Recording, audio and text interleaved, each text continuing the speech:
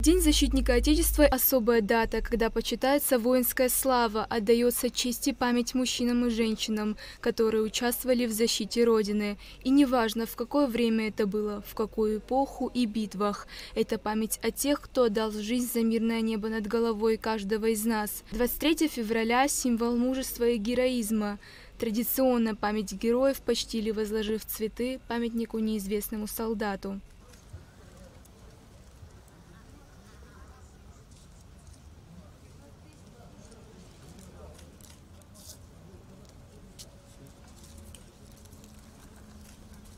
Случилось так, что и в наше время молодым людям пришлось встать на защиту Родины. В зоне СВО отважно сражаются герои. Сегодня для всех, для нас памятная дата – День защитника Отечества. Те, кто постарше, помнят этот день как День Советской Армии. День, когда мы были в едином государстве. День, когда наши отцы и деды воевали на фронтах Отечественной войны. Сегодня мы также чтим память тех, кто воевал в годы Отечественной войны народа Абхазии. Мы отмечаем и связь времен. Сейчас, когда на Донбассе идет специальная военная операция, плечом к плечу, как и раньше, с россиянами вместе находятся и абхазы. Мы отдаем дань памяти павшим, но мы одновременно воздаем дань ныне живущим и желаем им здоровья. Особо мы хотим отметить доблестных героев, которые сейчас, как я уже сказал, принимают участие в специальной военной операции, и желаем им скорой победы.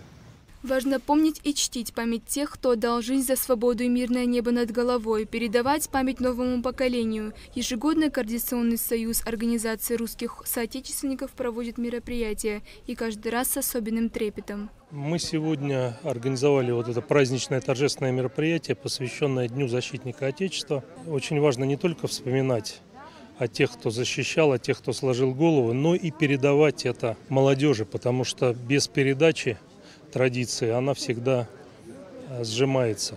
От лица министра обороны Абхазии с Днем защитника Отечества поздравил Давид Бжания. От лица министра обороны генерал-полковника Анну Владимира Ивановича и от всего личного состава Министерства обороны поздравляю ветеранов, достойных ветеранов, а также всех действующих военнослужащих с Днем защитника Отечества. Желаю крепкого здоровья, счастья, радости, благополучия. Праздник День защитника Отечества имеет длительную историю. В качестве некоего предшественника праздника считают День георгиевских кавалеров, которые праздновали с момента учреждения ордена в 1769 году.